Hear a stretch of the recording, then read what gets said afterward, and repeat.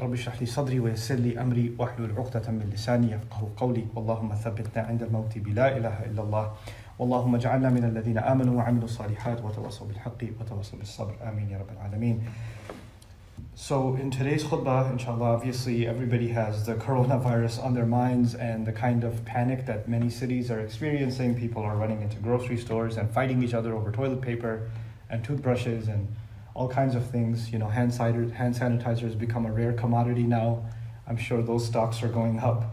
And in the midst of all of that panic, of course, congregations of large number, it's advised in any city that's been affected by it that congregations of large number not be held. And everybody already knows that, you know, things like sporting events or religious ceremonies and things like that, that it's being advised for the larger, you know, community's health that they not be held. And that's actually something I personally find very convincing and agree with. Also, my own take on a community decision here at Beyyine Masjid at our campus to not hold the Jumu'ah for the entire community. There's only like maybe 7 or 8 people here today in the Jumu'ah on my instruction. And the reason to do that is, on my process in coming up with this decision, I wanted to, you know, you guys to know how I arrive at such a decision. My first inclination is to discuss this with people who know better than I do. And in this matter, I do like to consult Dr. Akram Nadawi. And so I did give him a call and discussed this with him and shared with him what we have going on in our city and so many other cities. And it is not just his, but many other scholars' opinion that if there's a larger harm to come out of the community, then we don't have to think that it's more righteous to come to the Jumu'ah. And so before I talk about the subject of the khutbah today, I wanted to address what some people might think is the more Islamic approach. So somebody might come out and say, no. You have to fear only Allah subhanahu wa ta'ala and you should not be afraid, and this is a conspiracy of the kuffar, and you know, and this is all kinds of opinions are thrown out because the internet's a crazy place.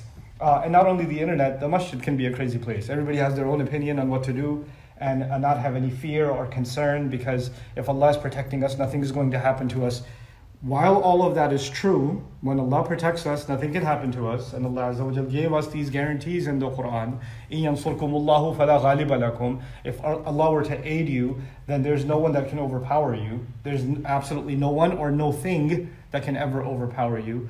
However, on the flip side, Allah Azza wa Jal does teach us a thing or two about caution. And He does teach us that we live in a world in which we have to use common sense. It's not like Rasulullah sallallahu alaihi wasallam, when he was making hijrah from Mecca to Medina, said, Allah will protect me. I'm going to walk right out the front door and walk right outside of Medina. There had to be a plan and a strategy, an escape, route, and secret passages, secret pathways and secret timings in order to escape the enemy's plan.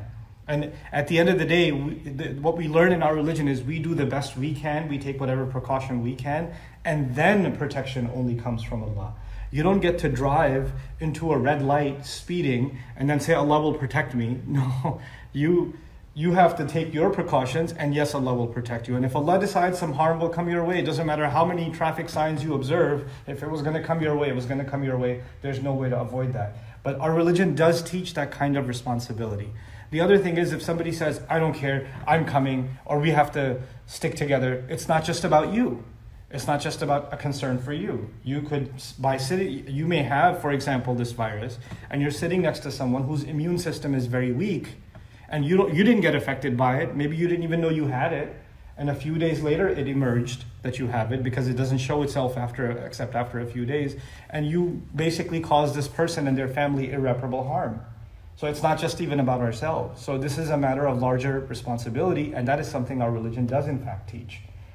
So that's just one thing on the side that I wanted to mention. But, as this is a trial that affects virtually, hundreds of thousands, if not millions of people around the world, their livelihood is affected, their health, it's not just their health that may be affected, their sense of safety may be affected, the resources they have access to may get affected.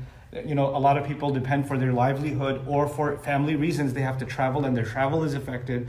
So life gets disrupted by these kinds of things.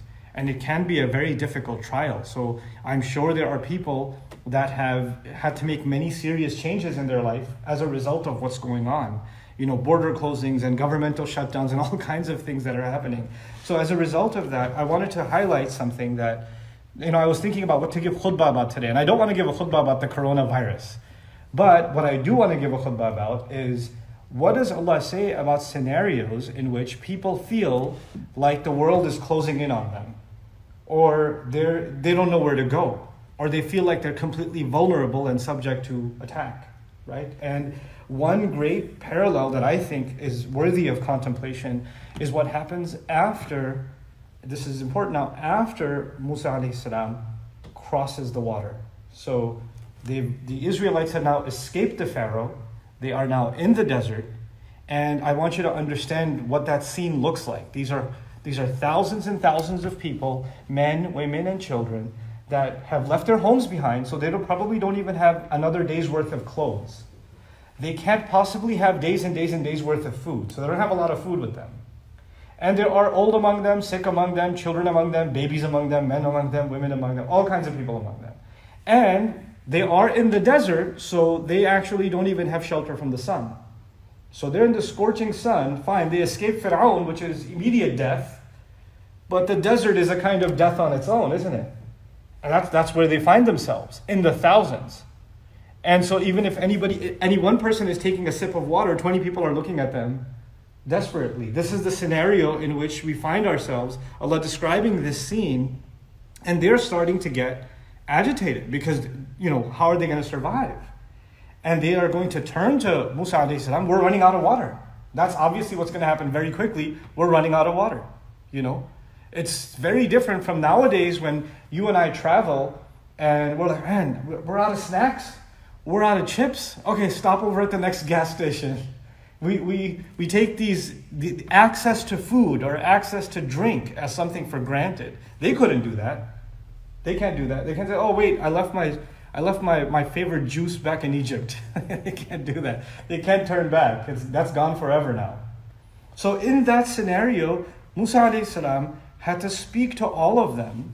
Now they're at unrest. Nobody's sure what to do. And Musa alayhi salam basically has to give them a khutbah. He has to give them a talk in that emergency state. And that conversation is brief. It's in Surah Ibrahim, but it's really beautiful. Because it's not just about what he said, but that Allah considered that conversation so timeless and what they needed to hear. And these are the Muslims of that time. So what Allah says, or on the tongue of Musa alayhi salam, He says, وَإِذْ قَالَ مُوسَى لِقَوْمِهِ اذْكُرُوا نِعْمَةَ اللَّهِ عَلَيْكُمْ إِذْ أَنْجَاكُمْ مِنْ آلِ فِرْعَوْنَ يَسُومُونَكُمْ سُوءَ الْعَذَابِ وَيُذَبِّحُونَ أَبْنَاءَكُمْ وَيَسْتَحْيُونَ نِسَاءَكُمْ وَفِي ذَلِكُمْ بَلَاءٌ مِّن رَبِّكُمْ عَظِيمٌ. He says, Musa alayhi salam says to his people, mention Allah's favor on you when He just rescued you from the dynasty of the pharaohs. They were humiliating you with the worst kinds of punishments. They were slaughtering your sons. They were letting your women live. And in all of that, in that rescue, there was a great blessing of Allah for you. And in that trial, there was a great trial for you. So bala means two things, blessing and trial. So in Allah having you escape is an incredible blessing, because nobody gets to escape the Pharaoh. Not in the thousands anyway. You can't just decide one day, we're no longer slaves and we're going to walk out of here. Nobody gets to do that. Armies don't mess with the Pharaoh's armies, and you people walked out of slavery while they had the power to kill your children. If nothing else, a family would die to defend their own child. A mom would run in front of a moving car so as to not let the car hit her child. Natural instinct. You've seen videos of animals when the lion comes after one of the small bulls or, baby, and the other animals that are no match for the lion, herd together, they'll defend their young. It's nature that will defend our young. You'll see a bird fighting against a snake that's trying to eat eggs, right? And the Pharaoh had so much power over the Israelites that he was killing their children in front of them and they couldn't fight back. That's how suppressed they were. That's how powerless they were. So when Musa alayhi salam is saying, Allah just helped you escape that, would you forget escaping? You didn't even have the power to defend your own children. And everybody knows what it means to let the women live. You didn't even have the power to stop that from happening. And He allowed you to get away from that. What a huge gift that is.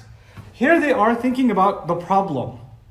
What's at hand? The beaming sun, the lack of water. How are we going to, the crying babies, the sick. That's what they're thinking about. And Musa alayhi salam starts his conversation with, actually, you had a much bigger problem. And one that was impossible to escape. And it's not just saying, look at the bright side and be grateful. There's obviously gratitude is immediately intended here. But the other intent is, if Allah can bring you out of one impossible situation, why all of a sudden should we even entertain the thought that Allah would abandon us now? Well, how can you even think that? Look at what Allah just did for you. He did this for you and then He forgot about you in the desert? Is that what you're thinking? You know, He brought you through all of this only to leave you at this stage? So have good opinion of Allah, and the way to have good opinion of Allah is to think back in all the impossible situations that Allah pulled you and me out of. How impossible they seemed at the time. How they seemed like the worst disaster and catastrophe at the time, and Allah pulled us out of it. And He brought us out over and over again, and He's reminding all of them of it. Then He says to them, and this is one of my favorite ayat about gratitude, and how the Quran looks at gratitude. وَإِذْ تَأَذَّنَ رَبُّكُمْ لَإِن شَكَرْتُمْ لَأَزِيدَنَّكُمْ. When your master had made a decree, when He made a pronouncement, تَأَذَّنَ. Now the word ta'adhana is interesting here because you didn't, خَيْرُ الْكَلَامِ مَا قَلَّ وَدَلَّ. You could say very little and get a point across. So you could say, وَلَئِن شَكَرْتُمْ لَأَزِيدَنَّكُمْ. Or وَقَالَ رَبُّكُمْ. Or Allah has said, if you're grateful, I will give you more and more. Easy. But the word ta'adhana is placed by the perfect wisdom of Allah. Ta'adhana comes from adhan. Adhan is also the call to prayer. It's an announcement. Adhan is called an announcement because it goes in the udhun, it goes in the ear. Ta'adhana means when somebody opens up their ears and all else becomes muted and the thing that's being announced overtakes. So if you're having multiple conversations and one voice overpowers all others and kind of drowns out all the other voices, that's an adhan. That's why it's supposed to be louder than any other conversation. That's what an announcement is, right? So ta'adhana actually suggests there are lots of thoughts in my head. There are lots of thoughts I'm hearing, or lots of words that I'm hearing, even having conversations with myself. But this decree of Allah, this pronouncement of Allah, the ears need to tune everything else out and hear this. As if until you get rid of all other thoughts and just hear this on its own, you will not appreciate what's being said. This is one of those things that requires a singular mind where everything else has to be erased. So it's وَإِذْ تَأَذَّنَ رَبُّكُمْ. When your master made a pronouncement. And of course when Musa alayhi salam is speaking, they know that he's speaking on behalf of Allah. He doesn't have to mention that Allah is telling me, Allah is telling me, Allah is telling me to tell you. But he mentions Rabbukum anyway. As if to suggest, when somebody's speaking up, because I'm working with the kids all the time, and if one of them is speaking louder than the others, nobody's paying attention. But if I try to chime in and say, hey, everybody listen up, and hopefully most of them hear my voice and say, okay, I gotta stop, I gotta listen. Because there's an authority when somebody else, a teacher in the classroom, when they raise their voice, then everybody else's voice goes down a little bit, When you hear that your master made a pronouncement, then everything else gets put on hold. And the word Rabb is important here too, because Allah being a Rabb means that He's our provider, He's our caretaker, He's our protector, He's our nourisher. My preferred translation of the word Rabb in English is nurturing master. It's not just someone who owns you, someone who feeds you and takes care of you and protects you. All of that stuff is included inside the word Rabb. So here you are feeling like, where's our nurturing going to come from? Where's our protection going to come from?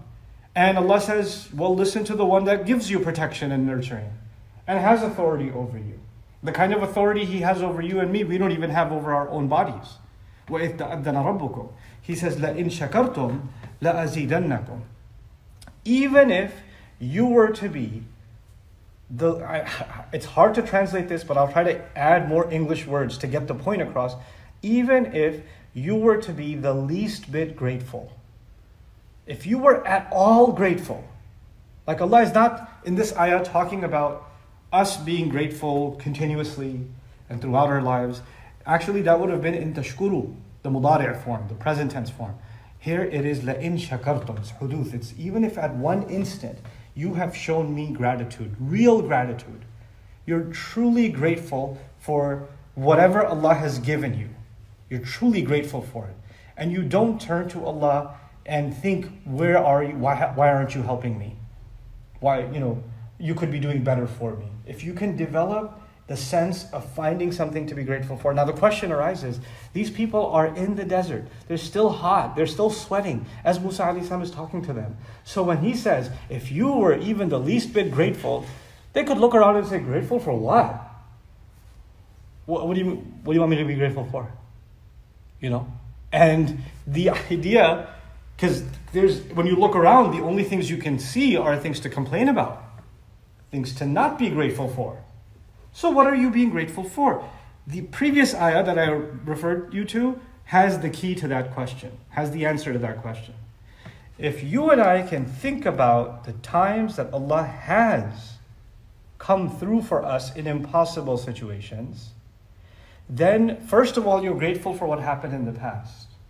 But more than anything else, you're grateful for the fact that you have someone on your side, someone watching over you, that does that for you time and again. His presence, His existence in your life is what you're grateful for. Even if you can't see anything positive around you, zero positives around you, the fact that Allah in the unseen is your Rabb, and He's been your Rabb and He's been taking care of you, that iman is actually the number one thing to be grateful for. He's there. I'm not alone in this. I'm not insecure in this. I will take whatever precautions I can, but Allah will take care. And so, إِذْ تَأَذَّنَ رَبُّكُمْ لَإِن شَكَرْتُمْ, even if you could show me the least bit of gratitude, think back and remain positive about the presence of Allah in your life. What does Allah say? لَا أَزِيدَنَّكُمْ. It's one of the most comprehensive, brief words in the Quran. He says, I will absolutely, there's three absolutelys here. The lam is lam at-tawqid. The noon is noon thaqila, that means it's twice the emphasis. So the way I translate that is going to be clunky English. It's going to be, I will absolutely, for sure, definitely increase you. So he says that 3 times over. And the present tense form is used suggesting it's going to go on forever. So notice the contrast. You were grateful for a little bit, for like a moment. You showed one instance of gratitude. Allah responded with continuously giving you more and more and more and more and more. لَأَزِيدَنَّكُمْ. And what's even more incredible is Allah didn't say increase you in what? He didn't qualify. He didn't say I'll increase you in guidance, or I'll increase you in patience, or I'll increase you in tolerance, or I'll increase you in endurance, or I'll increase you in strength. He didn't qualify it. Why? Because He is telling us the way in which He will give us more cannot be quantified. You cannot limit it to in one thing or the other. He may increase you in money, or in health, or in safety, or in protection, or in guidance, or in wisdom, or in understanding, or in forgiveness, or there's so many things you need increase and I need increase in. And He didn't want to limit that to any one thing. So He says, لَا أَزِيدَنَّكُمْ. I'll keep on giving you more, and more, and more, and more, and more. The last point here is in Arabic, when you have the if and then, if you do this, then I'll do this. Right? There's a little bit of a language lesson, but I'll make it simple to understand. It's really beautiful. If you're grateful, then I'll give you more and more. Simplified. So there's an if and there's a then. But if you come to the next part of the ayah, وَلَئِن كَفَرْتُمْ, and even if you are ungrateful, if you're in denial of Allah's favor, kufr doesn't just mean to disbelieve in Allah. Kufr here is the antonym. It's khilaf al-shukr. It's the opposite of shukr here. ضد shukr. And so you can be grateful for something Allah does, that's called shukran al-ni'mah. You could be ungrateful for something Allah has done, that's called kufran al-ni'mah. So kufr doesn't just mean denial, it also means to be ungrateful. Now, He says if you're grateful, I'll give you more and more and more. And if you are ungrateful, even if you're ungrateful, now you would expect when He says if you are ungrateful, then, there should be a then, right? But the then is missing. The then would have been وَلَئِن كَفَرْتُمْ فَإِنَّ عَذَابِي لَشَدِيدٌ. But actually the ayah says وَلَئِن كَفَرْتُمْ إِنَّ عَذَابِي لَشَدِيدٌ. My punishment for sure is intense. But He didn't make it connected to ingratitude directly, as if to give us relief and say, no, you should just know that my punishment is intense. But I'm not tying it to your any act of ingratitude. Just because you forgot to be grateful or you were ungrateful, I won't necessarily immediately punish you with intense punishment. But because you've become grateful, next time you're thinking about becoming ungrateful, know that I can be punishing too. But just like there was a knot tied, la in shakartum, la azidannakum. Both of them have lam. Those two lams, what they do, they make it an if and a then. They're locked in with each other. You want Allah to give you more and more and more? Be grateful. That's the rule. But what about if you're ungrateful? Then you're going to get punished. No. Allah says, and even if you are ungrateful, just know that I can punish. My punishment is pretty intense, but I'm not telling you that if you are ungrateful, then absolutely I will punish you. If you're ungrateful, then just check yourself and come back to being grateful. He didn't make an if and then on the ingratitude. That's yet another thing to be grateful for. That Allah Azza wa Jal did not make that correlation, because the fact of the matter is you and I are ungrateful most of our lives. There's no way we can actually truly be grateful to Allah for what He's done for us. We can have moments of gratitude. We can have moments where our heart actually recognizes what Allah has done. We can have moments where we fall in sajda out of sincere gratitude towards Him. You know, people ask me sometimes, why should I pray?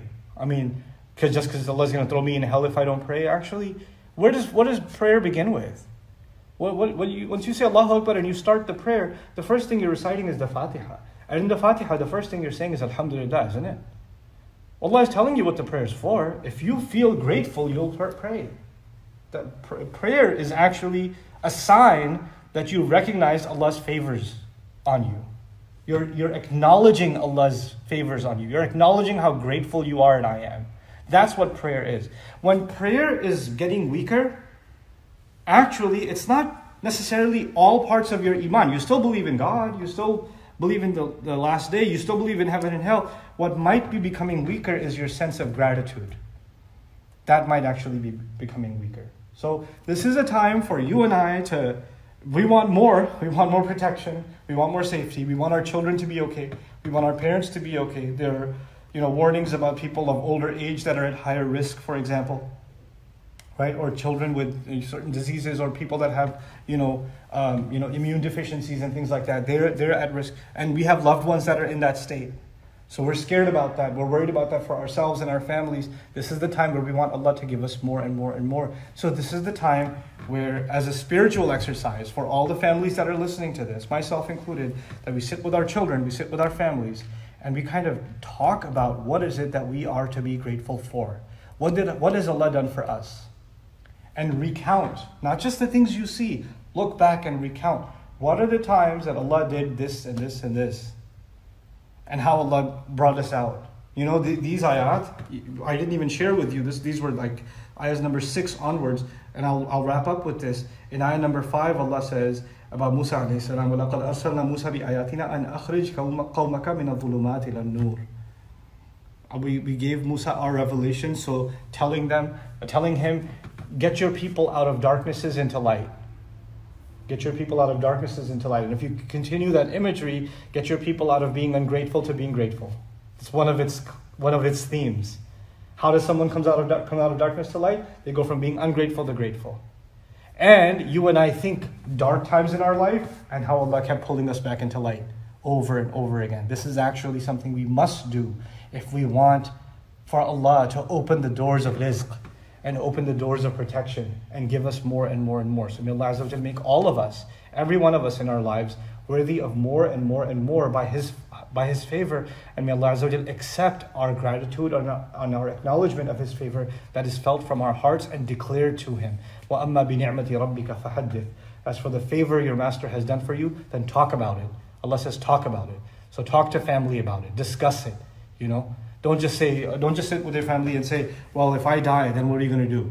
Or if you die, then okay, yeah, you can discuss the emergency state. Because as if our conversations are going to secure our future. We can talk about that in a spiritual sense, carry on doing good deeds, مَا تَعْبُدُونَ مِن بَعْدِي. But actually, just as important, looking back and thinking about what Allah has done for us. That's actually security. That's actually increase coming from Allah. May Allah give us all increase in our lives in a way that is most beneficial for us. بارك الله لي ولكم في القرآن الحكيم ونفعني وإياكم بالآيات والذكر